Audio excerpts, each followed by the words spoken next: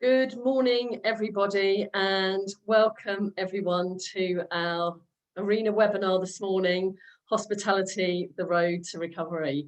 I'm absolutely overwhelmed with the number of people who are actually online today. We've got over 500 people joining us today from every sector of the industry, including Hilton Hotels, Dishoom, Stonegate Pub Company, Fuller's, Green King, McDonald Hotels, too many of you to mention actually. Before I continue, you're probably wondering who I am. So I'm Lorraine Wood. I'm the director of Arena, and I will go on to tell you a bit more about Arena shortly. We've got a fantastic host and panel here today with us, and obviously Kate Nichols.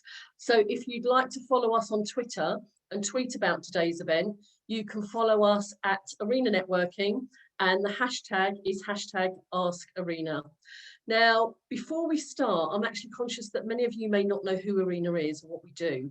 So for those of you who don't know us, we're a membership-based hospitality and food service networking organisation. And we've actually been established for nearly 35 years. So through our portfolio of live events, our aim is very much to provide an educational, engaging and inspirational platform for our members to create new business relationships and also catch up with industry friends and colleagues and hear from industry speakers, whilst at the same time experiencing the hospitality of some wonderful venues. But unfortunately, COVID has suspended all of that. So what we've actually been doing is putting together a number of online events like this. And I'd like to say we're absolutely delighted that this event today is being sponsored by Access Hospitality, which is one of the UK's leading suppliers of software to the hospitality market. We've also had some help from William Murray PR and Marketing and 23 Digital Video Agency in putting on these virtual events. So I'd also like to thank them too. And the aim is very much to bring people together and hear from industry leaders and provide practical, honest advice and knowledge that you can take back to your business. We've also launched a platform called In Conversation with Arena, where our members can join in key conversations with other members and the wider industry. So if anyone is interested in getting involved in that, please do contact me afterwards. Now, that's enough for me. So can I briefly hand you over to James from 23 Digital, just to give you a few tips on getting the best out of today. So James, over to you. Thanks, Lorraine. Hi, everyone. I'm James from 23 Digital, and I have a few bits of housekeeping. I'm sure this isn't anyone's first Zoom, but I'll go over the basics just in case. If you have any questions, there's a small Q&A box at the bottom of the screen. And if you can drop your questions in there, they will be answered at the end of the panel session. You can submit your questions anonymously by ticking the small anonymous box when you submit those. You're all on mute, no one can hear you, so if you want to drop any messages to the team, put them in the chat box, and this session is recorded and will be available online afterwards. Back to you, Lorraine. Thank you, thanks James. So without further ado, I'd now like to introduce our first guest speaker, who, like all of our speakers here today, have actually spoken at Arena's live events in the past. Many of you would have seen her on the television, read all about the fantastic work her and her team have been doing. So much so that you're probably aware that she received an OBE in the New Year's Honours List this year. So it gives me great pleasure to welcome back here today, Kate Nichols, OBE, the CEO of UK Hospitality. Well, thank you very much, Lorraine, and I'm delighted to be able to join you again here today. I'm just going to give a very brief overview of the state of play of where we are and look ahead to the potential route map that we might have out of the current state of affairs that we're in, probably starting the new year at the lowest ebb, at the sort of nadir, and then hopefully looking forward to a brighter future, enabling us to restart hospitality and get back to what we do best. For those of you who don't know us, UK Hospitality, and myself, I'm Chief Executive at UK Hospitality. We're a national trade body that represents the breadth of hospitality operators, 800 member companies, 85,000 outlets, everything from a single site independent pub, bar, restaurant, hotel, right the way through to the largest national chains. And as well as that core hospitality base, we also represent nightclubs, wedding and event venues, contract caterers, And we also have a large number of supplier members across the whole of the supply chain who help us to influence government, present the case, campaign, but also provide help, advice and support to the operators as they navigate their way through this crisis and into normal trading conditions. So just a quick overview from me, the latest state of play of hospitality. Having started the 2020 with a very positive set of stats, 11% of employment, 7% of GDP, 130 billion pounds worth of revenue, third largest export earner as part of that. Tourism is the spend in eating and drinking out in the UK by foreign tourists is bigger than all of our food and drink exports put together. So a large export earner, 130 billion, meaning that we were bigger than aerospace, automotive and pharmaceuticals. Sadly, at the end of 2020, we saw that revenue level halved, more than halved, and all of those foreign export earnings wiped out. And I think that the scale, both of the size of the industry at the start and the scale of the economic damage that we can see, is why we have been front and centre in this crisis and front of mind in politicians' minds, and that when we still find that hospitality is raised daily in Parliament. I think it's worth putting that loss in context, halving our revenue, £200 million a day in lost sales, £8 an hour in lost sales all the way through 2020. And that's obviously had a devastating effect on our employment numbers. Even with furlough, the cost to the businesses is now becoming very severe. The cash squeeze is incredibly real. So starting the year with 3.2 million people, our headcount has dropped by 30%. So we've seen 660,000 colleagues sadly lose their jobs through this crisis. And I fear that there may be more to come as furlough unwinds. So the headcount shrank. At time of year, we should have been growing. November and December, our golden quarter. The workforce shrank by more than 4% in both of those months. And those who were working, 63% fewer hours. So very real human cost to that crisis. But the reason that I've started with those stats is because I think I'll come back to them at the end. That is both the scale of what we have lost, but the opportunity of what we can recover if we get the right support moving forward. So at the present point in time, 1 in 5 of our businesses saying they have cash reserves sufficient to get them through to March and beyond. So clearly, therefore, an impact on the ability to recover, the speed of recovery without further investment, equity or support, and the cash burn in the sector incredibly real and causing a cash crisis in this first quarter, our worst quarter of the year. £500 million it's costing a month to keep the sector closed. So those are the stats that we're taking forward as the national trade body to the business secretary, to number 10, to the chancellor in advance of the decisions that are going to be made over the next month to make sure that we get hospitality the support it needs to get us to be able to build back, and to help present how we can support the government in its levelling up and build back better agenda and strategy. So a quick overview of the 3-point plan and what we're taking forward to government at the moment. First of all, a lot of work on a clear, staged exit strategy, not just from lockdown, but from all the restrictions we face, and also all of the restrictions the government has put in place on foreign travel. Go back to that point that £39 billion of spend by foreign tourists, that's a large chunk of revenue. Third largest export earner that we need to get back, particularly if we want to get London recovery going. Foreign tourists, international travel, business travel is going to be critical to getting that recovery going. So we need a phased exit strategy from the travel restrictions and the newly announced quarantine arrangements where you've got mandatory quarantine coming in within a matter of weeks. So the exit strategy linked to the vaccine rollout. If you protect the most vulnerable, if we have a degree of immunity within the broader population, then we should be able to reopen hospitality safely. We know we can do it. Our COVID secure protocols are the toughest in the world. We know we did it successfully in July without an increase in cases, without an incidence of infection, 60 million customer visits a week going through our pubs, bars, restaurants and hotels over our busy July and August trading season.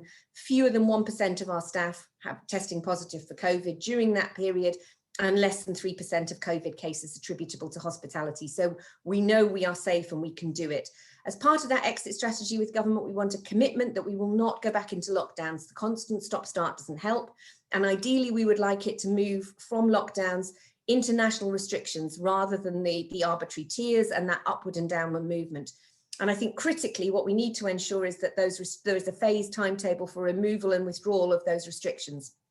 because the restrictions we had October, November, December that we were trading under, it was impossible to trade. Economically, people were down at 20 to 30% of normal revenue.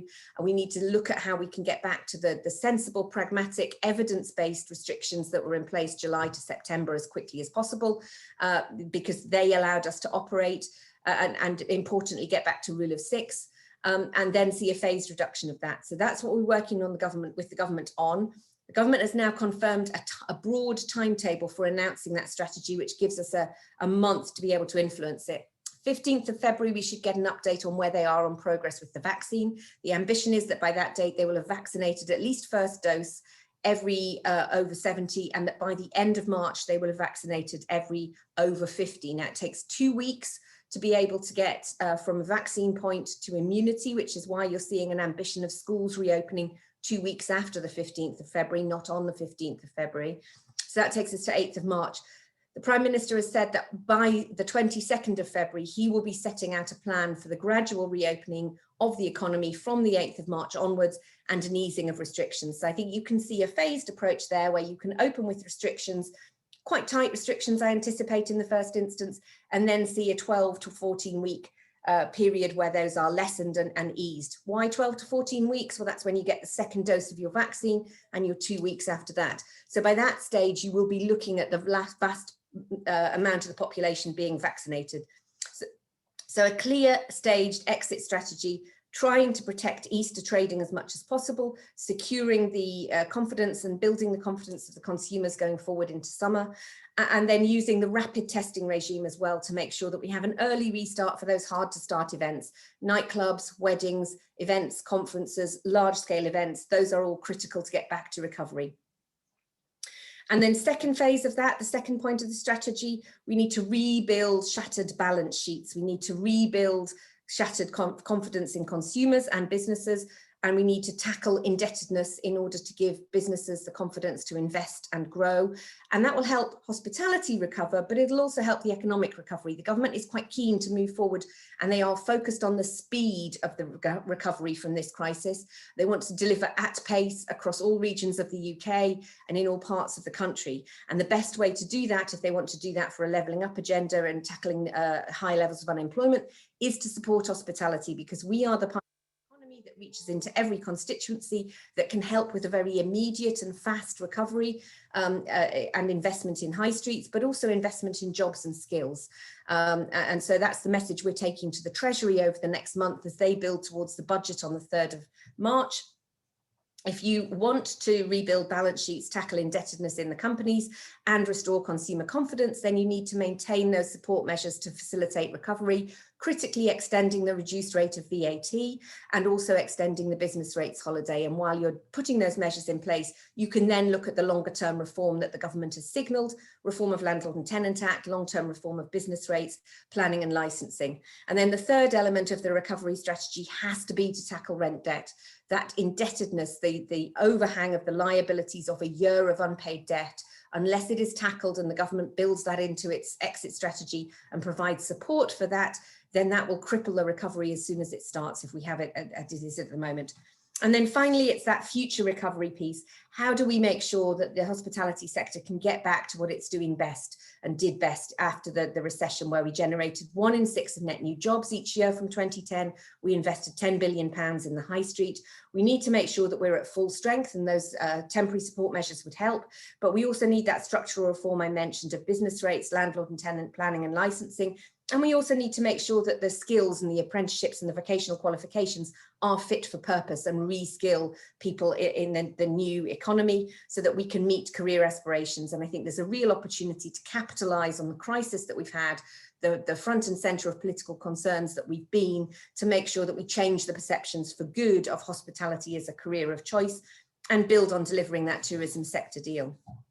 And if we do that, does that, I go right the way back to the start of my initial comments, which is what can we look to do if we're right at this crisis now? What can we look to do if we do that? Well, we know that if they put in place VAT and business rate support for an extra year, that will accelerate the recovery of hospitality and the recovery of the economy by 9 months. So that's a much quicker recovery than you would otherwise have had.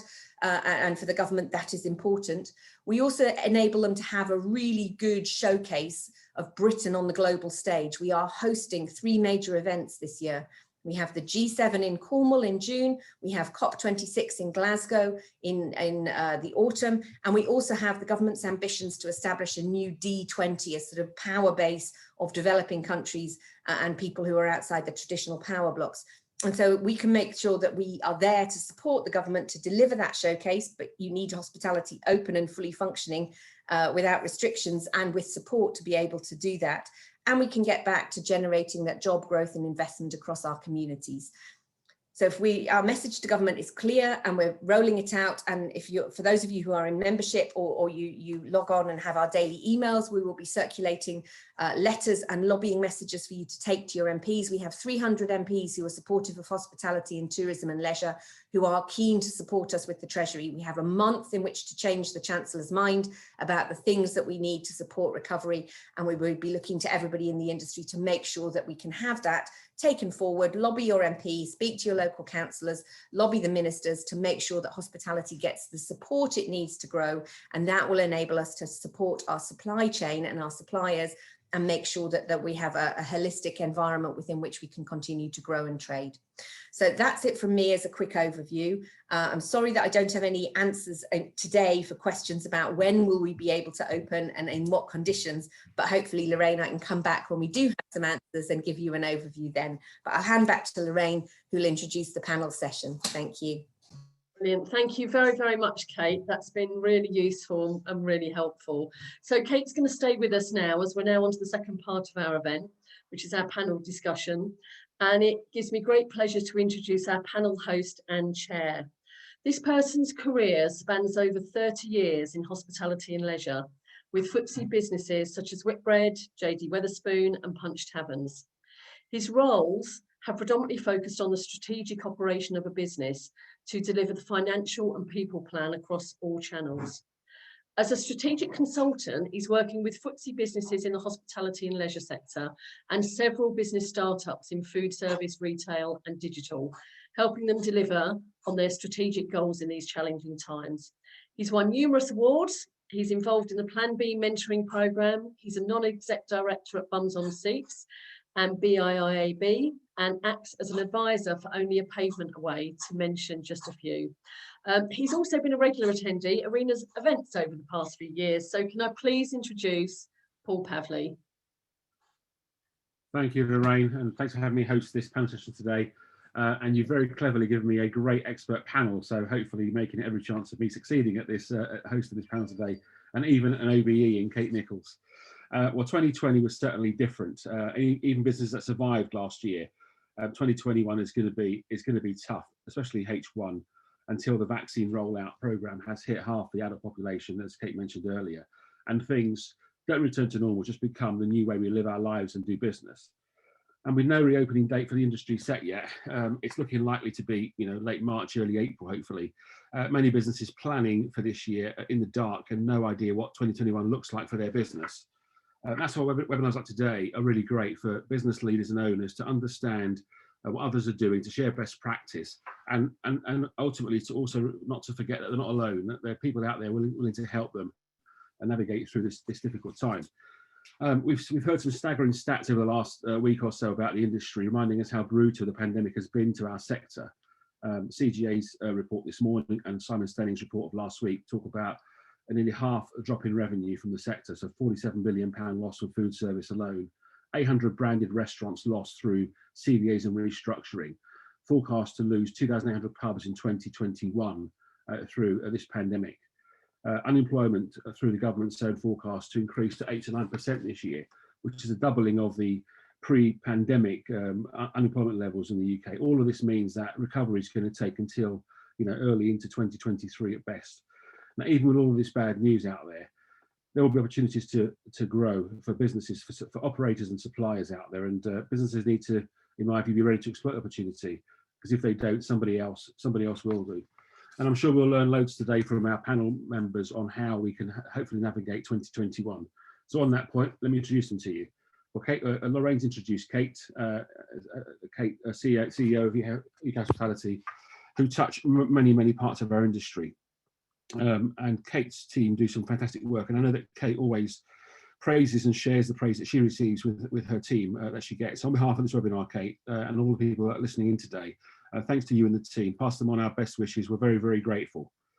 We also have Hamish Stoddart, who's MD at Peach Pubs, a collection of 20 really great pubs in the market towns in the heart of the UK, serve great quality food and drink in brilliant surroundings. Welcome, Hamish. We have Frank Bandura, who's CFO at Gusto Restaurants, a group of 12 elegantly Italian restaurants around the UK. Hi, Frank. Jonathan Raggett, who joins us this morning from Cape Town. Jonathan's the MD at Red Carnation Hotels, a collection of 20 hotels around the world, each unique and very special. Morning, Jonathan. And David White, who is Hospitality Solutions Consultant at Access Hospitality, a hospitality software business ranging from EPOS to reservations to HR and payroll and much more. Good morning, David. Good morning. Okay, guys, we'll get on to the first question, which is really around employee engagement and tools used for that purpose and staffing levels. So sort of three parts of the first question. So how have you managed to keep your teams engaged with your businesses, but also their colleagues during this pandemic? What tools have you used? And do you see staffing levels needing to change as we come out of the lockdown, in March or April? And we'll start that one with Hamish. No, we use all the normal techniques of email, multiple channels to hospitality gangs, Facebook, chats, email. I just encourage clarity with genuine enthusiasm about the future all the time for our guys, with the solid base of reality. Just don't lie to them, don't fool them. And then we do a lot of fun stuff in Peach. We've got a DJ going every week. We've got a quiz going, loads of attendees. So just keep them going, and then we offer them all sorts of opportunities to volunteer or whatever. Okay, and what about you guys at Gusto, Frank? What are you guys doing? Well, for us, as with the rest of the sector, it's been particularly challenging because of the various lockdowns. But we also had to take our business through a major restructuring back in September. So we had to do a CVA. So of course, as an organisation that prides itself on focusing and building a strong team culture, we were faced with a very difficult challenge because going through a CVA process necessitated not talking to the team, because for obvious reasons, because it was a process that had to be kept confidential. So it has meant that we've had to really address team culture and really focus on it once we got through the restructuring. So we've done a number of things, as Hamish has said. Of course, we use email and the normal channels, but we've also invested in a particular tool, which I'll talk about later on in the discussion, called Yapster, and there's a particular way that we use that to encourage engagement, to encourage a sense of belonging to the team, to the Gusto team. So I think for us it's been particularly challenging, but we're committed. And we're trying, all the sort of the standard tools plus this Yapster tool to really re-engage and continue the engagement with our teams. Brilliant. Thank you. And Jonathan, how have you coped with it at Red Carnation on a global level, where you've got hotels across 5 countries? How have you dealt with that? Hi, Paul. Thank you. Well, I think very similar to the lines of what Hamish was saying. I think it is being in contact, being contactable, being there to give any support you can. I think honesty and transparency is huge. I think nobody wants to hear the wrong things. Everyone wants the uplifting news, but none of us know exactly where this is going. So I think that really needs to be important. One says the right things, and to make promises, not to make promises that you can't keep. So there's been many hours in front of screens, speaking to different people and making yourself available. And that's for the whole team, to our people. I'd just like to give a quick shout out for Hospitality Action. I'm a trustee, and I think the Employee Assistance Programme, we've been members right from the start, is a fantastic thing to be part of. It's a very small amount per year per person. And if anybody's got financial issues, alcohol issues, or any issues, this scheme can support it. So again, through a Hospitality Action, I've found that many of, not many, but a good number of my team have used that facility, and it's confidential, so they can go through and do it, which is great. I've made myself hugely available. As said, I'm actually here in South Africa as we speak. The hotels are open, the restaurants are open. I'm trying to support the teams, be with the teams. There's some real financial dilemmas here, that COVID is very prevalent here. Unemployment is also very high. So really it's between starvation, hunger, or getting the virus. So it's just a horrible situation. But, you know, being up front as a leader with the people, doing what I can to support, I think is hugely important. And there was one quick story I would like to tell, reverting back to London, is when this all began, February, March 2020. Seems like so long ago in many ways, and yesterday in others. But the Chesterfield Hotel, Mayfair, one of our properties, had made 250 beautiful chocolate Easter eggs that were going to be delivered to the bookers, the influencers within the area for the corporate business. And our pastry team had made these. So the lockdown came, and obviously we couldn't deliver these to our corporate guests, our corporate bookers. So the general manager and the executive chef and one or two others decided what we would do with these 250 eggs is that we would put the names of our employee on an egg, and if there were children, because we don't have 250 staff at the hotel, do an egg for the children.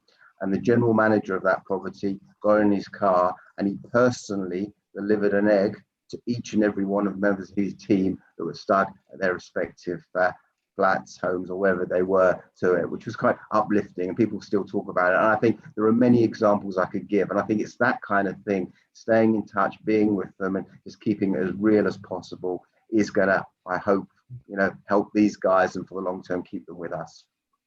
That's brilliant. Thank you for sharing that story.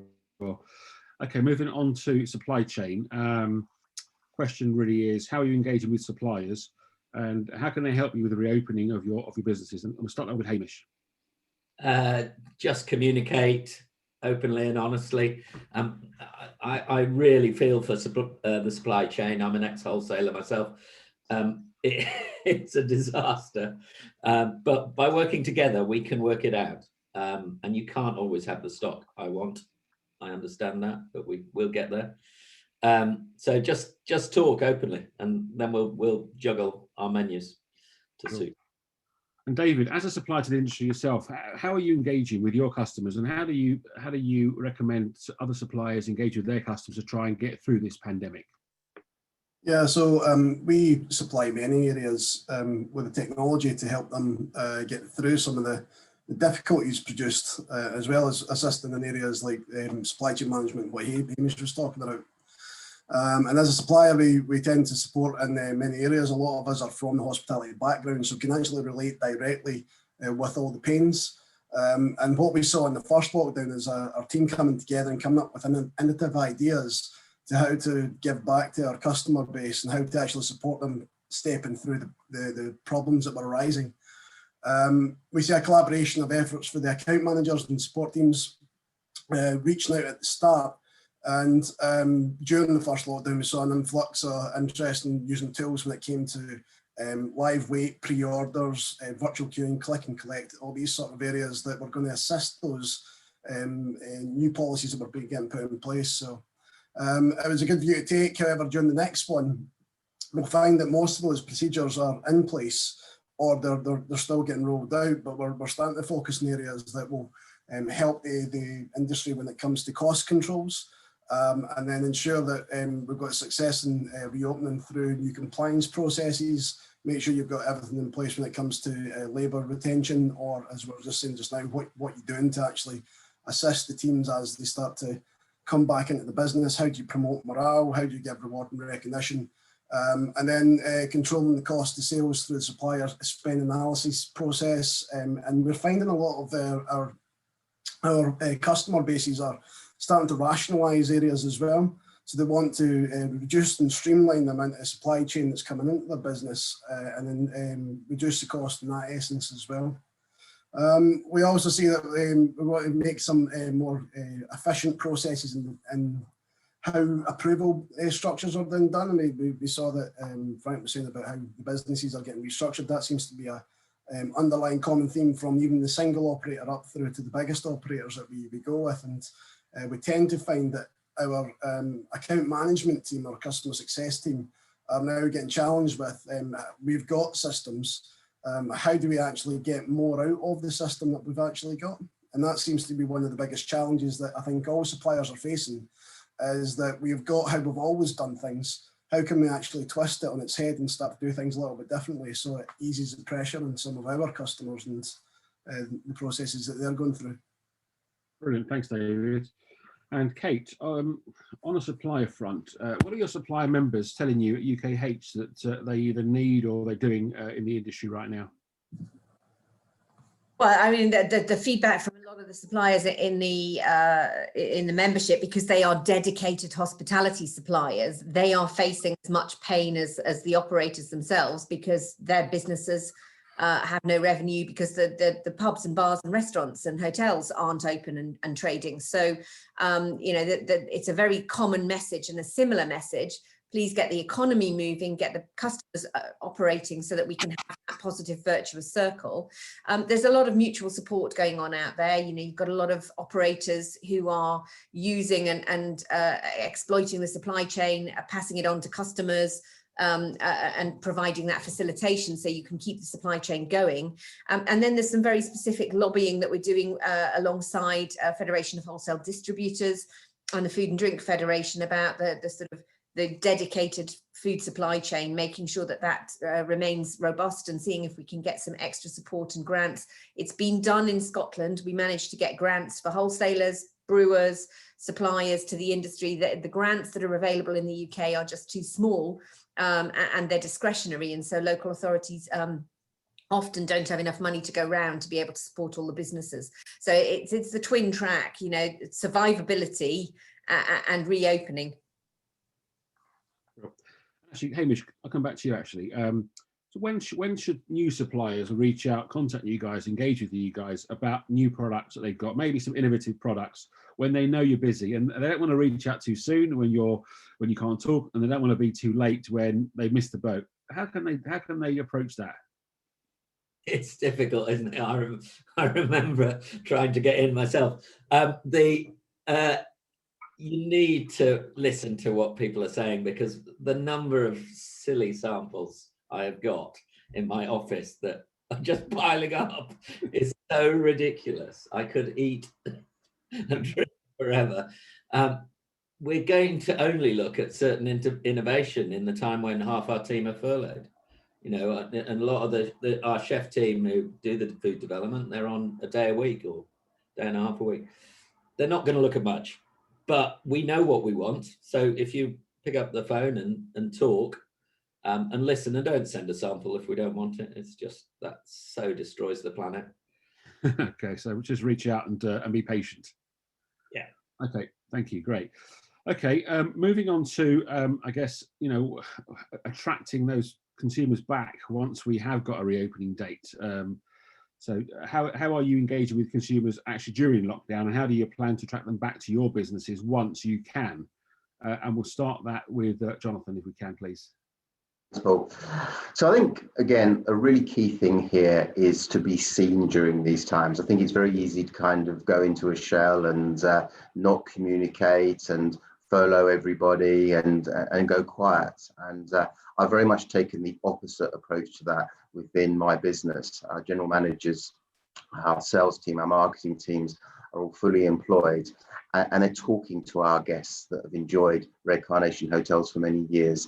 Our marketing team are doing relevant EDMs. Our social media has been really very busy. And for when people want to come back, I mean, I think the countryside in the UK will get some pent-up demand, but I think cities, London being the great example, there's going to be a real scrap for business, because we're going to be dealing with domestic business, certainly for the short to mid-term when we do reopen. So it's not about just selling a hotel bedroom. It's about selling an experience, and they'll choose your hotel because there's an experience to go with it. So our properties that are close to Buckingham Palace, to the Royal Albert Hall, to the British Museum, we have bespoke packages that people can enjoy if they come and stay with us, and that creates great interest. We were lucky enough to open on the 1st of December a brand new property in Botswana. So again, engaging with our customers, our travel advisors to what we're doing, and again, keeping Red Carnation very much in their minds. We've been talking about sustainability. Again, it's a really big subject, and I think this pandemic has perhaps put people backwards, but I'm not allowing that to happen within our organization, and telling our customers what we're doing and how we're doing it, again, creates interest. So I think you can't do too much communication. And I think when we can do business again, when we do reopen, you've got to make sure that your company, your hotel, your business is a favorite. And it's a favorite if you've kept in contact. If you've disappeared, you're easily forgotten. So my advice is be out there, be loud, and keep in contact, and be very approachable. Brilliant. Thanks, Jonathan. And Hamish, how are you guys at Peach keeping it peachy with your consumers? We're good at social media at Peach, and we fire out a lot of stuff there, but it's now stories about our own lockdown experiences, or top 10 tips about how to survive it, lots of ways to make a cocktail or drink beer at home. So it's still about pub experience, but it's more caring. And then we're doing charity work in the pubs whenever the team want to, or the guests want to use our facilities. So that's happening every week now. There's something going on in each pub, and it's really cool. It you know, joining up, pubs are there to join up communities, aren't they? And we're just trying to find ways to do the same again on social and through using the facilities appropriately for charity. Real. And Frank, same question, but also, how have you guys at Gusto innovated this year? What are you using? Who's great innovation out there in the marketplace? Thanks, Paul. Yeah, interestingly, we like much of the industry, when we were forced into lockdown, we really focused on I guess what you'd call pivoting our business. So we focused on click and collect and delivery, and actually what we discovered was that what our customers wanted from us, there was a great love for the brand, but what they wanted from us and what they used us for was the great experiences. So the welcome, the whole experience of having meal and drinks in a Gusto. So our strategy, so talking of innovation, has almost sort of gone back full circle, and what our strategy is now is re-engaging with customers. And I totally agree with Jonathan's point. You can't stay quiet during this lockdown. You have to continue engaging, but our focus is on the core brand values. So we're talking to customers now using social media about the food. We're talking to them we're reminding them of experiences they might have had previously at Gusto, and we're reminding them that they can have those again once we reopen. So it's engaging on many levels. Of course, using social media as the main driver. We did a charity event in December, which we've continued to communicate to customers about. So we delivered 10,000 meals to the local NHS in the Northwest. So we've reminded customers, and that was a partnership with Gusto and customers. So it was called Pledge One, Cook One, and we've reminded customers about that. We've talked to them about that and how successful that was, and we've put messages on our social media platforms from the local nursing staff. Mm-hmm. And we're talking to them about, we're giving them recipes. We're a bit like Hamish said, we're reminding them about the cocktails, the great cocktails that we serve, and we're telling them how to make those at home. So it's engagement on many levels, but with a focus of reminding everybody, customers, about our core values and why the experience of eating in a Gusto is a great one. Well, thanks for that. And Kate, what are you hearing? What are you seeing from your members on the customer engagement side? What any innovation have you heard or seen recently? I think it's just that challenge of constant communication with customers to make sure that the brand remains live, that it remains relevant, that it's not forgotten. And I think, that the industry did really well as part of that throughout the lockdown period, as the guys said, pivoting to provide different services, making it relevant, providing different access points, that omni-channel experience that you can do, the increase in delivery, the increase in home cooking kits, those kind of issues. I think at the moment it's probably not a time that customers are receptive to reopening and getting pubs open. When you start talking about it in the media, there is a fine balancing act of does the general public think that you should be open, or are they concerned and think you should be closed? And I think that that's a really difficult area to navigate as operators in reaching out, building loyalty, retaining that feel-good factor. And so I think that the ones that have been quite innovative are the ones that have done it outside of a commercial transactional relationship and a communication about what their teams are doing, particularly things around charity works and good works in the community, helping homeless, feeding NHS workers. Those kind of initiatives seem to have greater traction with the general public during the periods of closure and public health crisis.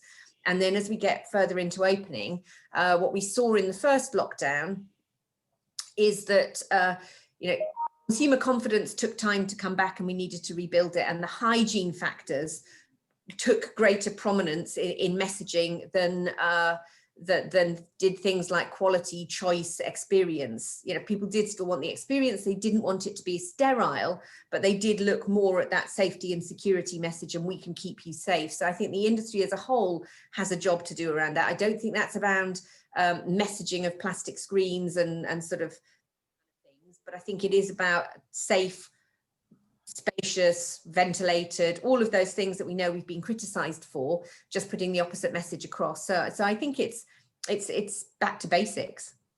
Okay, thank you, Kate. Technology and data. So I said technology has come forward 5 years during the pandemic, and we appear to be living in a nearly cashless society right now. And I think yesterday the FCA started consulting on increasing payments of £100 on contactless. And a stat of last August, £8.4 billion was spent last August contactless in the UK. So for Jonathan first, I guess what tech are you using in your business to aid your recovery, and what tools are available to you that you're using? Okay, so I think like many businesses now, from a hotel perspective, we have the pre-check-in, so you don't have to come to the desk, you can do that in advance. We have the checkout, which again has been there for some time. So I think it's the contactless, how can I arrive at my room and have as little contact as possible.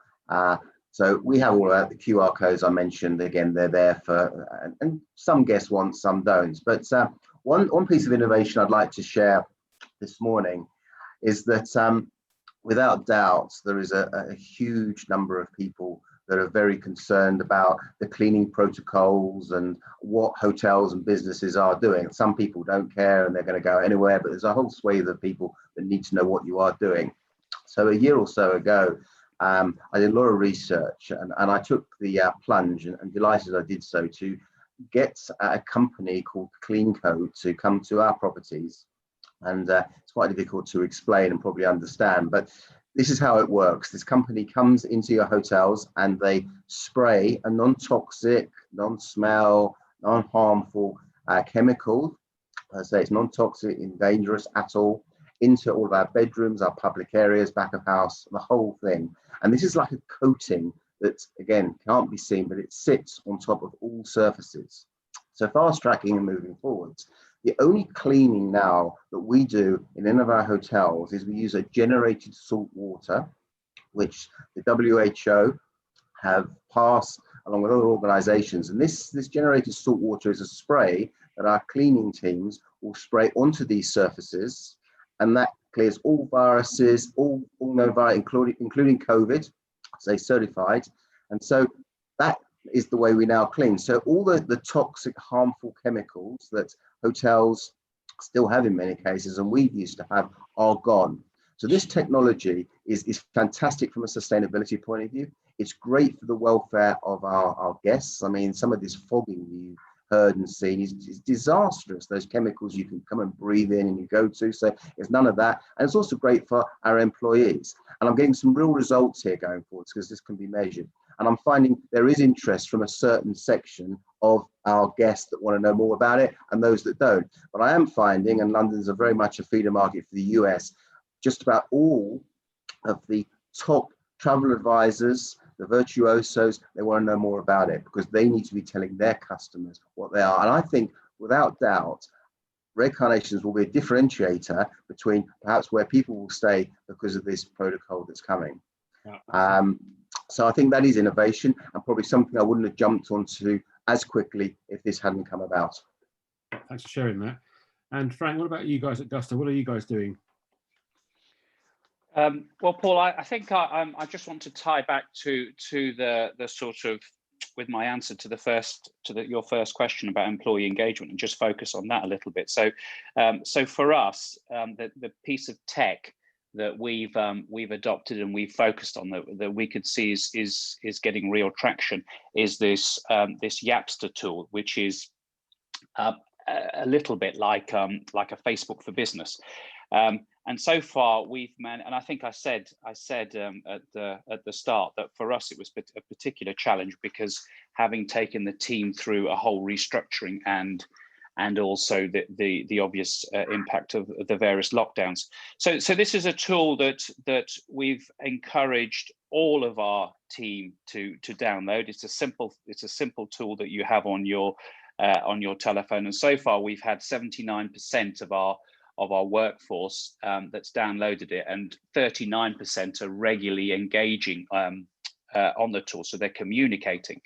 And this is only in the first sort of 2 months, and we've seen real engagement from the team and a real sort of sense of community. We have lots of different groups on the tool. So we have an exercise group where people talk about exercise. We have a group that where we share recipes. We have a group that talks about pets and things like that. And the whole point about this is it's breaking down the sort of the barriers that exist from lockdown and restructuring.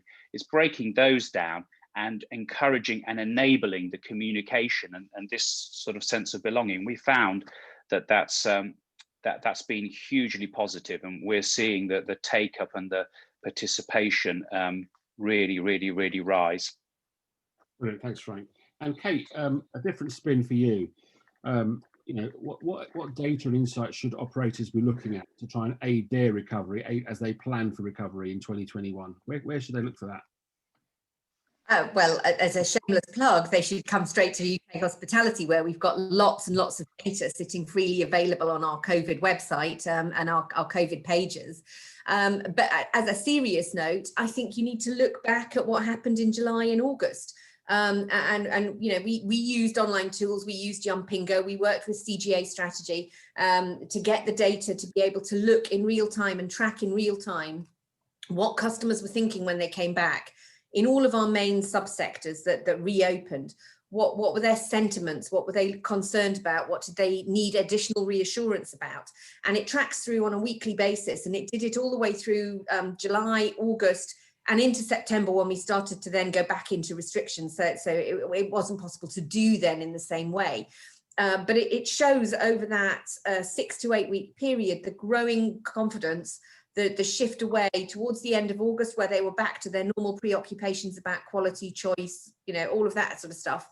And in real time, it allowed them to feedback. And it was a digital solution that latched on to test and trace. So, when we reopened in July and we all had to do test and trace and find a way of tracking people, a lot of apps came in very quickly to enable people to do that and check in at the door and to do online ordering and online payment. you know, things that I think operators, this touches back on your point about innovation and the speed of innovation, things that would have taken 6 to 12 months to do were done in a sort of matter of weeks. Suddenly, a lot of tech companies, no disrespect to tech companies at all, that wouldn't integrate till systems and apps and solutions, suddenly were able to do it very rapidly. So I think we ought to hold on to that. Don't lose that agility, that fleet of foot, and that ability to pivot and be really responsive. But as part of that, we were able to stick this on as a quick question. While you paid and did your online payment, very quickly, what did you think? Did you feel safe? Did you feel secure? What was missing? And so I think that there's the data there and the insight. And we've got that daily track of how quickly people came back, because it was a slower recovery than perhaps we might have thought. It did take a gradual period. And even by the end of August, we still had a third of UK consumers that had not returned to any form of hospitality. And I think that's an important point for building forward. We're also going to be doing some consumer sentiment research throughout this as well, as we look towards reopening, to look at what consumers are concerned about. We had to rebuild consumer confidence. There's one of the questions, I think it's from John Porter in the chat. We had to rebuild consumer confidence before we reopened in July. This is going to be even harder this time around. That's why we need the government to work with us to give a line of sight and a long reopening time, particularly for things like hotels. It is going to be more than twice as hard. By the time we reopen, some businesses will not have reopened for a year. Some will have been closed for 5 months. It is going to be really hard to rebuild consumer confidence and consumer interest to get back out. I know lots of people talk about pent-up demand, but I just think it's going to be hard. People have been at home and haven't been doing stuff for a long time. Thank you, Kate. And David, from you, some quick advice to businesses on how they can use their technology that they already have in a better way going forward. Yeah, so I mean, there is a lot of tech out there. What Kate was saying, that it's amazing how quickly things have been spun up and how they've adopted. But I suppose that the quick advice would be, in all the sessions that I've run and all the people that I've spoken to over the past year, is do your homework, do a little bit of background checks before you start going down the route of a signature. There's a lot of systems out there that are going to say that they can do one thing. However, they don't have the capabilities to actually produce what you need after you've gone live. So that would be my ultimate one, is just do your homework on the companies. And then create a priority process as well. So weight how each one of the processes are going to affect the business. It's going to affect the business financially and how it'll affect the team. Because if you get the wrong system in place, your team morale is just going to dip off the radar. And then what we find is that people would tend to bite off more than they can chew. So they might find that they need all this tech at the same time because that's what's been advised. But once you've prioritised what you've got, then just take the time and allocate the right amount of sessions and the right amount of processes and administration to get that solution off the ground and running correctly. If you don't get it built in the manner that you need it to be built in, it'll start to flounder and fail a couple of months in. And no doubt you'll blame it on the provider. I mean, that's the easy one to point the finger at. But certainly take a little bit more time to understand what the systems are capable of doing, and then how to actually phase that into the business. And then what we've also found over many years of implementations and support is lean on the team. You'd be surprised on what members of the team will actually put their head up, and with their passion and their goals will drive the systems forward. They'll come up with ideas that you've never thought of before. My background, 20 years as a chef, I'm now doing a consultancy for a software system. So it says that, you know, some of your team members are going to be quite innovative, and they'll come up with solutions that are, you know, they're not anything that you would have thought, and they're good challenges for the business going forward. And then listen to the specialists. We've got ranges, as I say, I'm a chef, we've got GMs, we've got FCs. They have seen multiple businesses using multiple systems, how it's all been pulled together. Just tap into their knowledge, you know, just reach out to their success teams and their support teams and see what would you advise to get us to move into the next step. And then we also see that the best of our operators will also really tap into that support structure and really lean on us when the times are getting tough. Certainly something as a consultant I'm very passionate about. So, thanks, David. Thank you. Okay, our final section about priorities for 2021. So just share with the audience your priorities, your top priority of your business 2021, the things you absolutely want to nail in your business this year. We'll start with Frank on that one. Thanks, thanks, Paul. So our priority or priorities are focused on positioning the business for success going forward. So what does that mean? That means that crucially that when clarity is received, and we hope that that's sooner than later, when clarity is received from government, that we are able to reopen and we're able to re-engage with customers in our premises in a way that's safe, that's secure, but also still delivers that gusto, magic, that gusto experience. And then thinking a little bit longer term, because we've now gone through our restructuring and our business is positioned for success, we will be looking for growth opportunities, in the future. So we will be actively looking at sites. So those are the things that we're focused on for this year, Paul. Okay. Hamish, what about you guys at Peach?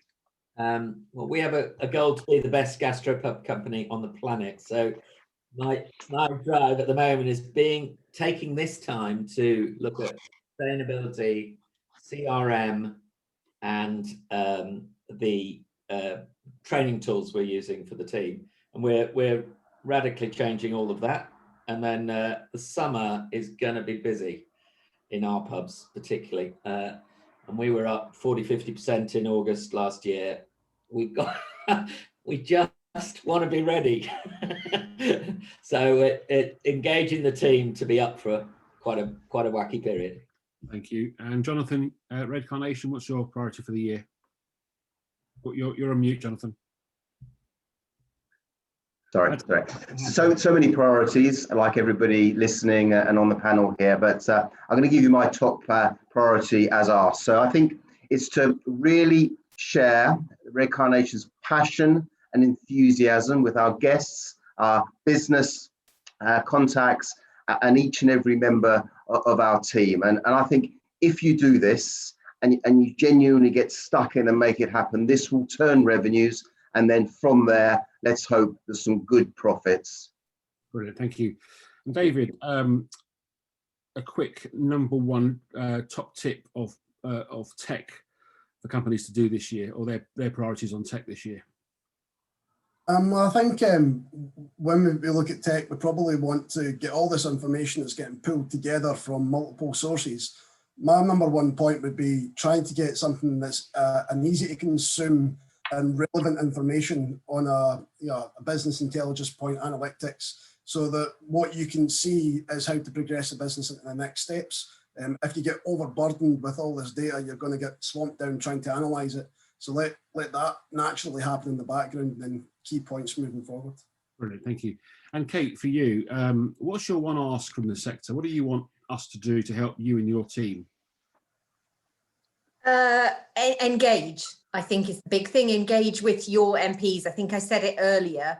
We've had the successes that we've been able to have as a sector in getting our concerns front and centre, in having the pressure on the Treasury. Politics works in a very simple way. It is sheer weight of numbers. If you have one person contacting a local MP, then it sort of gets onto the radar, but it doesn't get any further. If you have a constant, steady drip feed of letters from multiple businesses to MPs, the simple thing that they all do, and I used to work in an MP's office, and the easy thing you do is you just pass it on to the minister. So you cascade that weight of post up. If you've got one pub and you've got 30 customers, 30 members of staff from that one pub, all writing to the same MP, they think, oh God, this is really frustrating, I'm going to have to do something. So they then pass it on to the minister, who then gets a weight of postbags, and the civil service realises that it's a big issue that needs to be dealt with. And crucially, it isn't going away. So please, I know it's frustrating. I know we've asked people lots and lots of times, but we need it across the whole sector. We need all the head officers, the GMs, the people who work in it, into the customer base. That's the thing that we need to do now further, is to take it into your customers. Use your Facebooks, use your Instagrams, all of that kind of stuff. We've made it simple. It's a one click and you send a letter to your MP about what hospitality needs going forward and how important it is. So please, that would be a simple thing. Lovely, thanks Kate. And thank you panel. That's the end of the panel section. Now, if I bringing Anita in now. I know I can see we've got lots of questions here, Anita. So what's our first question for the panel? Yeah, we've got a lot of questions, so I'm going to try to theme them. We've had a good question in on the supply chain from Eve for Kenny. She says, how have the panel found working with suppliers and wholesalers during this period? And what will the challenges be as reopening begins? Hamish, you're the expert. I found it a delight, to be honest, that everyone's been talking really frankly and openly and sharing the pain as much as they can in from what I've been hearing. So I don't think there's you've just got to carry on communicating really well and stop locking yourselves into positions, you know, both supplier or caterer. It's really important. Everyone's got to flex all the time. Thank you. Anita, what's next? Right, there's one specifically here on VAT, which is from Simon Stenning. It's directed to Hamish and Frank. So what will you do if VAT reduction isn't extended? We didn't move our price point, so we'll carry on. We know what margin we need long term. So basically, we took advantage of the VAT last time and took it all to rebuild our balance sheet. So it'll be carrying on at old price points. Yeah, much the same for us. We'll be disappointed, and I, fully support, and I'm sure the whole sector fully supports the campaign that Kate's driving to extend VAT. We know that works. We know that helps to support hospitality businesses. So we hope that the Chancellor listens, but if he doesn't, then as Hamish said, we'll just carry on. I guess Simon's point there is that's a straight hit on the like for like, so it puts your recovery back a number of months. I know Kate mentioned earlier 9 months. I guess it pushes your recovery back a number of months, guys. Yeah. Yeah, no, it's going to be expensive to operate. That's the bit that masked over last time. Is we had an extra person or two in hosting. There was less tables, all of that, and it was all masked. We did make money in the summer. That's the truth of summer. Big pubs with gardens, but it was masked all by VAT and Eat Out to Help Out. That was a huge help. Yeah. Thanks. Time for one more question, Anita. Or yeah, I know that Kate has to leave to obviously fight our corner in 3 minutes. So I think I'd like to put this question to Kate, if I may. And it's regarding the travel sector. So it's what are the lobbying plans that are in place to make it easier for international travellers to return to the UK? Well, I think that's obviously a sort of scheduling and a time scaling issue. Clearly, the government has just put in place a whole lot of new restrictions on international visitor travel and also UK travel, both UK citizens travelling abroad and also those returning. So I think that there isn't a short-term exit strategy from those travel restrictions. They are going to stay in place for longer than the domestic. And it is that balance of what the government wants to do. So we will be working with the government to make sure that they are in place as short a time as possible, consistent with driving down the levels of the disease and allowing the domestic industry to reopen as quickly as possible. But clearly we do need to get that international travel restarted. I think the government's assumption is that international travel will be restricted by what other countries are doing in due course. The route out of that is mass testing, lateral flow testing, both pre-departure, on departure and post-departure, and also vaccination passports for international travel. I think that will come through. I don't think you'll see it in UK markets and using it to go to the pub or a restaurant or a hotel, but I do think for international travel that may have a relevance. But I think it's the top priority is domestic reopening first, that in the government's mind of how they're scheduling this. And I have had some specific questions that come through. I've answered quite a few of them, as many as I can in the Q&A. So please check out the Q&A if there are specific questions you've asked. thank you, Kate. Are we out of time, Anita? Yes, we've got. I believe we're staying on for another 10 minutes once Kate has left. There have been a number of questions from people like John Porter, Paul Fieldhouse, who are asking the panel what they think the biggest challenges will be in reopening. They mentioned, for example, re-establishing supply chain, re-engaging with customers. So what do you think the biggest challenges will be once things start to open again? Jonathan? Yeah, I think from a hotel perspective, we're ready to open. We can open immediately. We can open within 24 hours. We've got our staff on furlough that are waiting to come back, and we can put them into the operation if there's business. Our suppliers will supply us with the food and drink that we would need. So from our perspective, from a hotel's perspective, we are ready. We are just desperate to be told by UK government that we're allowed to take leisure business, and we're ready to go. And proof of that was the last time we were allowed to be open. So I say the only thing holding us back is being allowed to do so, and of course respecting this terrible virus and why people are being told to stay home. But we need virtually no time to get going and to get people back into our bedrooms, our restaurants and bars. Thank you. Anita? Oh, this is a good one. And a number of people have sent this in, but David Llewellyn was first in with this. He asks the panel, what's the panel's reaction to the government's decision against having a hospitality minister?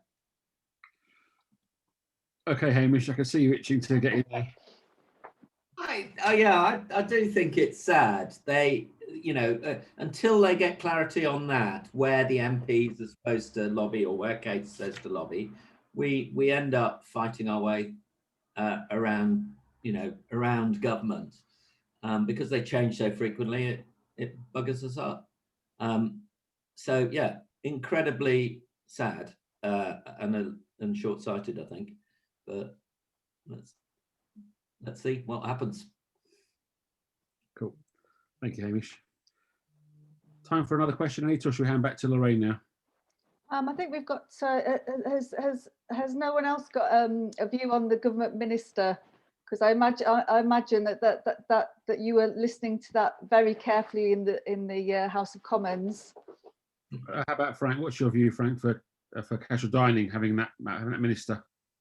Well, you won't be surprised to know it really echoes Hamish's points. We're incredibly disappointed, really. I mean, Kate started off today's panel session outlining how important hospitality is to the UK economy. And so my question is, why wouldn't you want to have a minister to engage with an industry that is so important, that is, third largest in the economy? It's in all of our interests that hospitality survives and is successful and continues to generate the revenue for government that it does.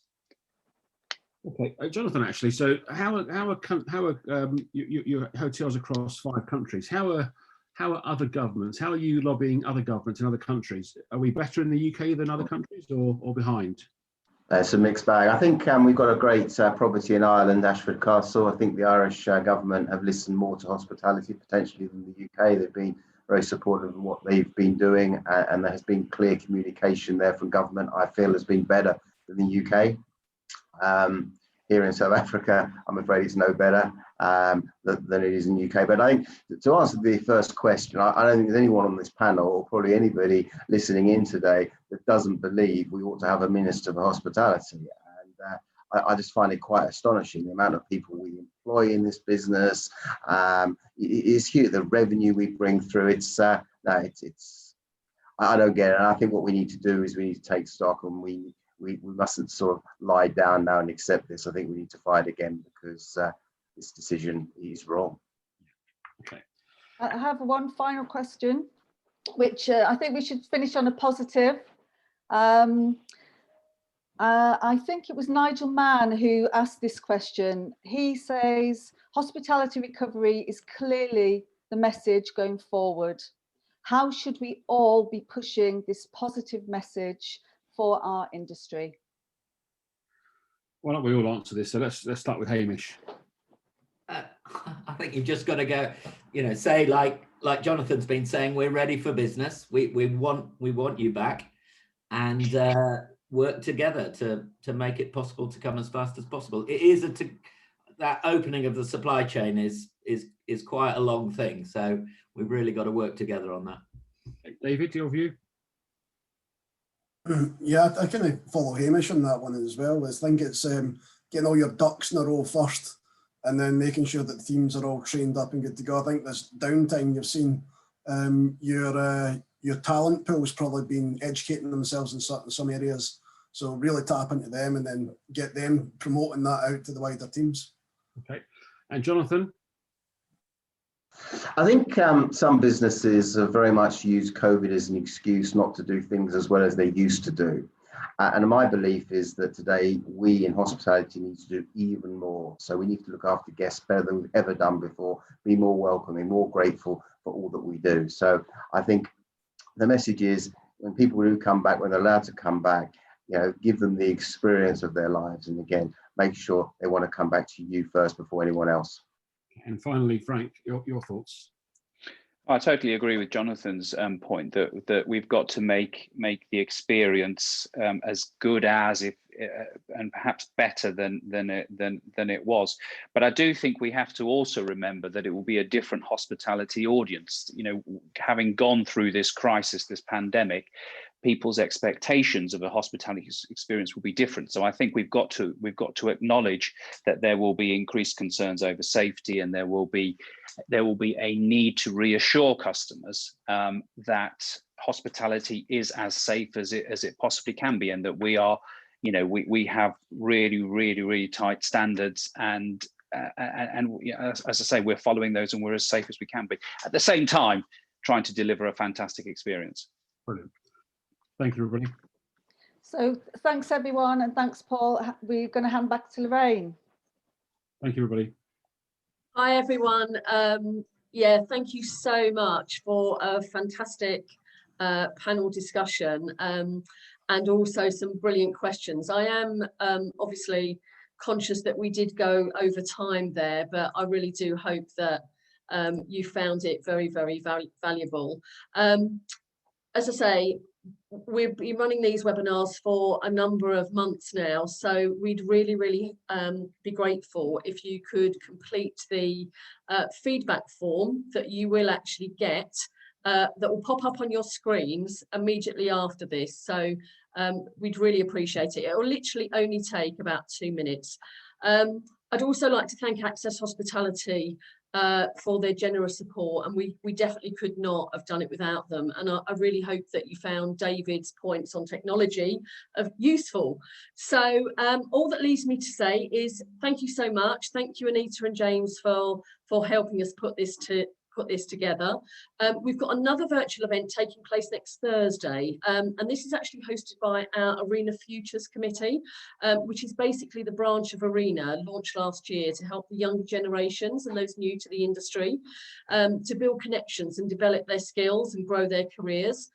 We've actually got Katie Moses, the MD of Cam Media, who's going to be discussing with our committee their latest research into how the last 12 months has changed consumer behaviour and what trends will provide an opportunity for growth within the industry. So after this, I will actually send you all details of how to register, or you can go to our website, which is www.arena.org.uk. So thank you once again for joining us. Hope you've enjoyed it, and yeah, hope to see you perhaps at a live Arena event when we're all allowed out. Thank you, everyone. Thanks, Lorraine. Bye.